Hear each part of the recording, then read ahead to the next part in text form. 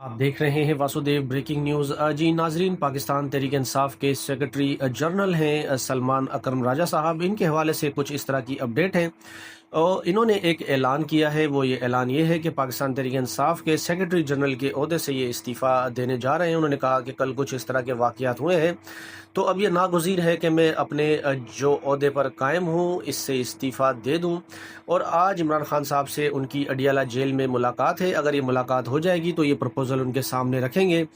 इससे कबल अली बुखारी पाकिस्तान तहरीक इंसाफ के वकील भी हैं। उनकी इमरान खान साहब से जब अडियाला जेल में मुलाकात हुई तो उनके ज़रिए भी सलमान अकरम राजा ने ये पैगाम दिया था कि मैं पार्टी के सेक्रेटरी जनरल के ओहदे से इस्तीफ़ा दे देता हूँ, कानूनी महाज पर अपना फोकस ताकि मैं जारी रखूँ। तो इस पर इमरान खान ने उस वक्त भी इनकार किया था और कहा था कि आप सेक्रेटरी जनरल का ओहदा जारी रखें। अब देखते हैं सलमान अकरम राजा साहब की आज मुलाकात इमरान खान साहब से होती है या नहीं, और फिर वो मज़ीद रह पाते हैं ओहदे पर नहीं। अब इस पर सोशल मीडिया में ये खबर ज़ेर गर्दिश है कि अली अमीन गंडापुर साहब के ग्रुप की वजह से जो है सलमान अकरम राजा को इन सारी सिचुएशन का सामना करना पड़ रहा है कि वो अब पार्टी का ओहदा रखने के लिए ये सोच रहे हैं कि वो ना लिया जाए, और फिर इस तरह के मामला थे।